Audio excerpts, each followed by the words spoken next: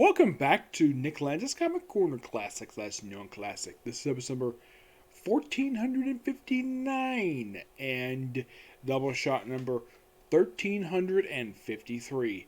I have two Marvel trades. The first one came out in 2010. Yes, 11 years ago, mind you. This is Red Hulk, Scorched Earth. Yes, that's seriously the name of this trade. Now, this is not Jeff Loeb. Yeah, Loeb finished up at 24. This is the start of Jeff Parker's really long run for the book. Yes, this run officially doesn't stop until issue 62. Of course, at that point, it's not called Hulk anymore. Yes, with issue 58, it is renamed. I think it's 58, I think it is. Where it's renamed to Red She-Hulk. Yep, Red She-Hulk. Yeah, this basically becomes a regular solo book for Red Hulk. It's no longer just a side book for Hulk. It's just basically a solo book for Hulk.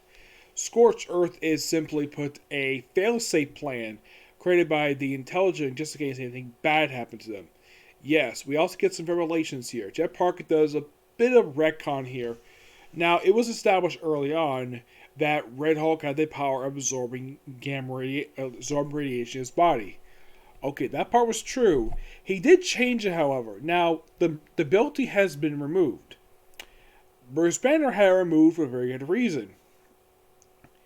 If he had continued this for another year, General Ross would have died. Yes, seriously. He would have seriously died, which is quite interesting to say the least.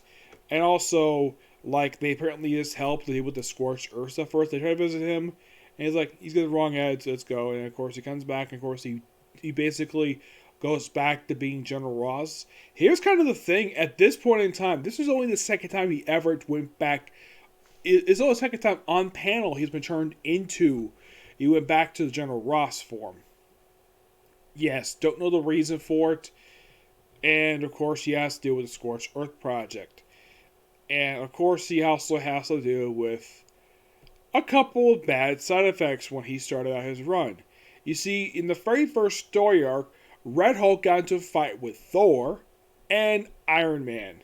So, as a response, Jeff Parker was like, yeah, these guys probably need to give their receipt to him. Basically, need to beat the crap out of him. Yes. So you have Iron Man fighting Red Hulk, and then we have Thor fighting Red Hulk. Yep. And then eventually their fight is stopped. This fight anyways. Is stopped because apparently Galactus showed up. Yes, Galactus. Except it's not Galactus. It's a hologram. Yep. And eventually, Thor, Red Hulk, and the original Hulk go to deal with the Scorched Earth project. And they actually do eventually destroy it.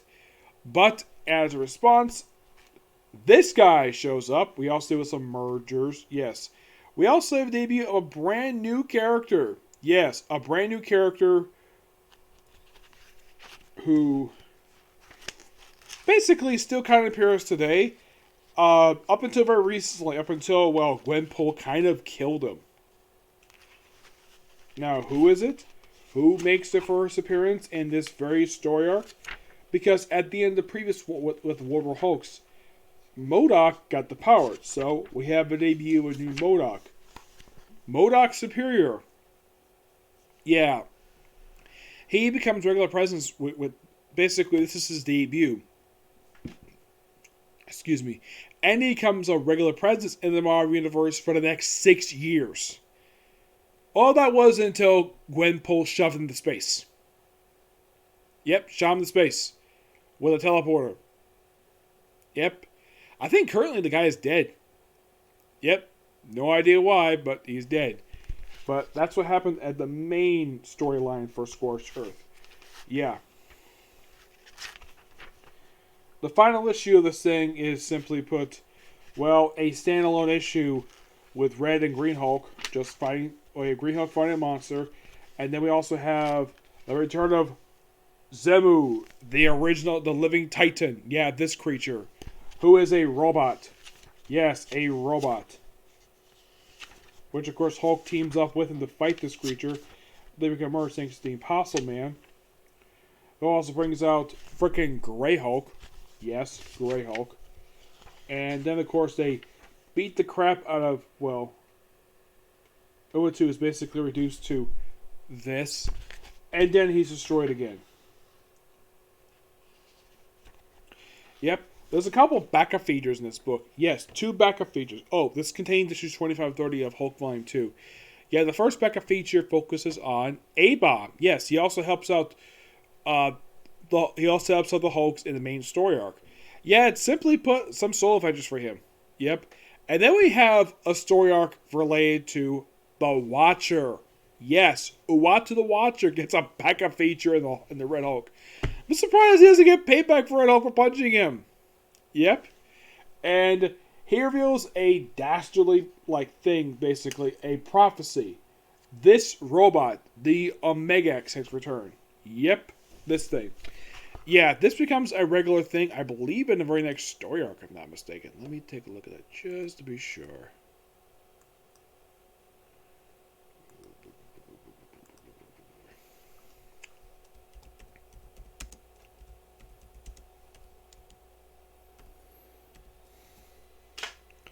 Yeah, I believe this is his first appearance of this thing.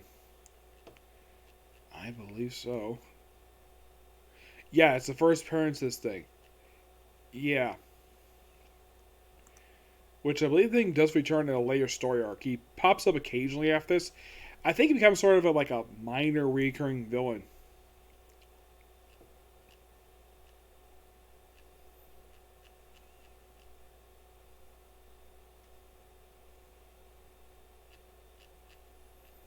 Yeah, and for some reason, I'm not really sure why this is. Apparently, Marvel thought it'd be a good idea to give, well, how should I put this? They gave this book a freaking backup feature for some reason. I don't really know why, but that's basically where it is. Mm-hmm. Yep.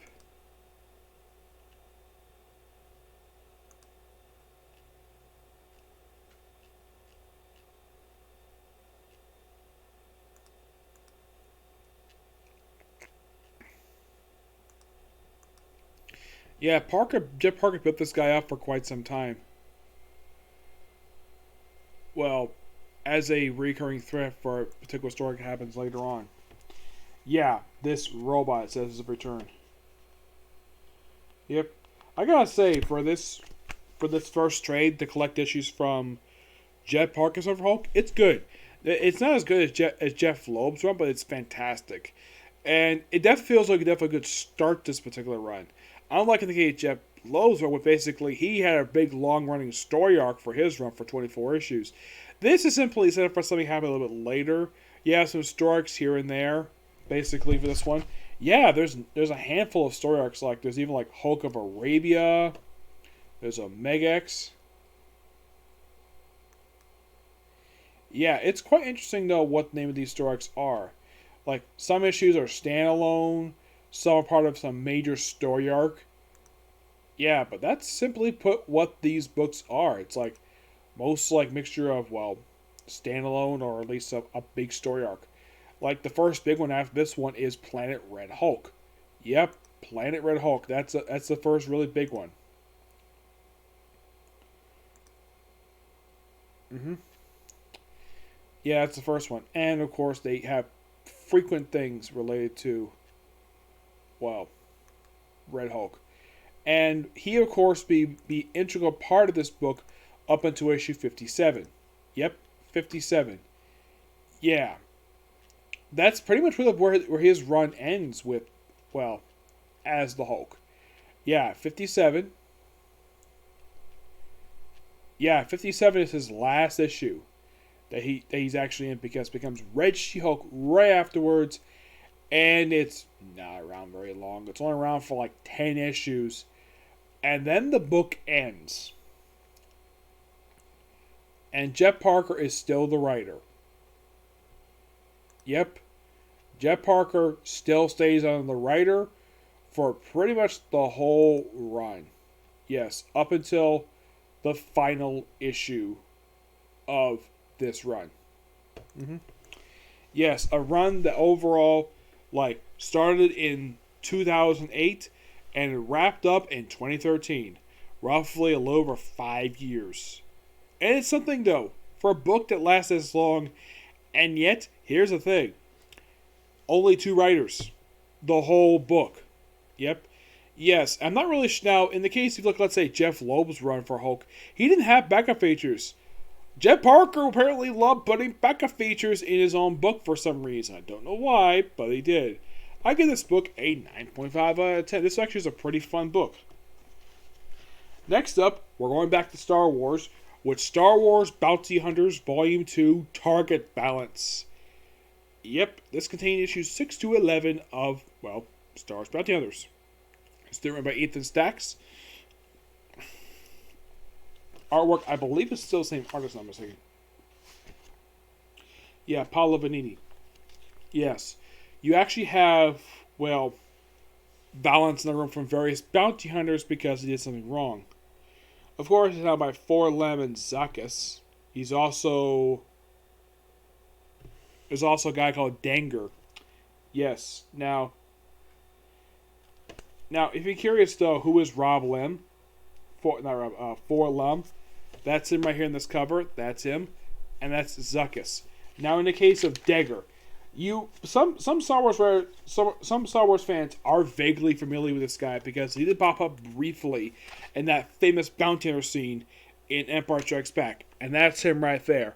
Yeah, one thing interesting though. Bosk. Yep, Bosk is here because of course he is. There's a funny story about Bosk. The suit he's wearing, apparently it was actually a leftover from a Doctor Who set. Yeah, apparently someone from Lucasfilm just found this thing lying in storage, and they just put him on the actor who was Bosk, who was only there for a brief scene. He didn't speak at all, but he appears a lot more in the actual canon itself. But let's dig a little bit into Valance's backstory, how he got the cybernetics. Apparently, he was part of the Imperial Navy. Yes, he was. And also, and this, you might, if you're a fan of the film Solo, Han Solo was here. Yes. This is during the period of time when he was a cadet for the Imperial Navy because he wanted to fly a TIE fighter. And because apparently Valance crashed, he apparently had this one crash, but nope, we're not allowed to fly anymore. I'm like, really? Really? He survived a TIE fighter crash and he wanted to revoke his pilot license because of one crash. That is by far really stupid. You think he'd do it again? Highly doubt it. But it does kind of explain how he gets the cybernetics. Yeah, because apparently he crashed, he got his leg amputated. As for how his face got the way it did, I don't know. It's also mentioned that apparently he runs into an old girlfriend of his who decides to basically end the relationship because, he's a bounty hunter and he probably just wants them to basically go through what he went through. That's just what I think when it comes to that. Though it has a very interesting cliffhanger. You see, he asked Dagger for a favor. You see, Valance is looking for Boba Fett. Who's got Han Solo? Yep. Basically leading the way into the current crossover, War of the Bounty Hunters. Which I'm loving it so far. It's really freaking good. As for this, 9 out of 10. Pretty good. Love it. Yes. And I stated before when I did my first review, when I review the first trade, there are 2 reasons why this series exists. The Mandalorian, and the fact people love bounty hunters in Star Wars. Plus, it takes place after Empire Strikes Back. Yeah, I'm like, wow, they basically almost covered the whole 1-year time skip between Empire Strikes Back and Return of the Jedi. Because that is quite interesting because if you look at, let's say, the original trilogy between New Hope and Empire Strikes Back, it is roughly 3 years between 2 of them. Because that's how much it was in real time. Between Empire Strikes Back and Return of the Jedi, it's only 1 year. I'm like, wow, I guess they covered the 1 year thing quickly. It's possible to say at least. Now, this is the only series I've covered up until War of the Bounty Hunters. Now, I do have the second trade here for Darth Vader. That I'll probably review in a future Comic Corner. But the only other things I have not reviewed yet that lead into War of the Bounty Hunters is the second trade for Star Wars and the 2 trades for Dr. Aphra. Yeah, that's all I have to review. Yeah, it's kind of similar I did with the X-Men trades, where I get like a lot of them that lead into the X of Swords crossover, which I like that crossover. My friend Timmy didn't like that crossover. And I did point this out to him in our live show we did yesterday, that there are no big events scheduled for this year. We got some small events, like they have War Bounty Hunters, you have a Hellfire Gala, which is wrapping up this week, and let's see, you have like the miniseries Inferno, Extreme Carnage, which is a series of one-shots. Not like a lot of really small scale events. It's like Marvel didn't really plan on doing any really big scale events this year at all, which is quite strange because they usually have like 2 or 3 per year. I mean, look at last year. You had technically, I would say 2 per se, maybe 3 overall, because you had Empire, X of Swords, and Iron Man 2020. You had that last year. For 2019, the only crossovers you had that year was War of the Realms and Absolute Carnage. Oh yeah, there was actually one crossover that happened last year, and that was King in Black, though it did wrap up recently, like in the last few months. Oh, don't worry, we'll review some King in Black soon. Though I have reviewed technically one trade that did have some tie into it. I think it was it? No, actually it was Deadpool. Deadpool was actually the first one I did a review for King in Black. Yeah, King in Black is an excellent crossover. Yeah, I did review the entirety of the previous crossover, which was Absolute Carnage. Yep. Yeah, the only thing I've covered so far from, well, King in Black is just Deadpool. And that's it, just Deadpool. I haven't covered anything else. I mean, I'm sure I'm going to cover other stuff, but I will cover that stuff eventually. Oh, don't worry about that. Yeah, and one of the books that's tied in this book is Fantastic Four, and I'm like, wow, this is like not long after they just did Empire, and we have once again Fantastic Four tied into a crossover. Yeah, and it's just a couple issues. Like, wow, that was kind of quick. Yeah, and King of Black is the most recent big crossover Marvel did. Well, if you don't count Heroes Reborn, that kind of was, but mostly for that one, just a mini series, and if you want, and like a whole bunch of one shots, and that was it. What I mean by crossovers is like a big event, have the main mini series, have a bunch of tie into it, like mini series, ongoing series, maybe a one shot. Empire was the first really big one in about a couple years. Like, that huge. Yep.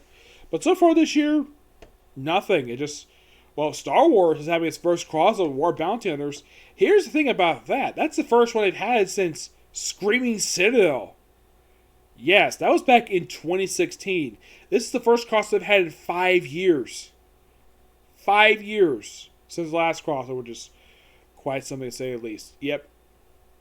So yeah, not much else to say with 2 trades. Both really good. Can't wait for Reward Bounty Hunters eventually, of course. Yep. And next Comic Corner, we'll cover 2 trades from Greg Pak. Yes, that'll be in a future Comic Corner. Okay, so until I see you tomorrow with my review for Doctor Who, because I got basically halfway through, or at least close to halfway through with Doctor Who I'm working on right now. I'll probably review that tomorrow. Yep. Maybe a Comic Corner, right? See you next video. Bye.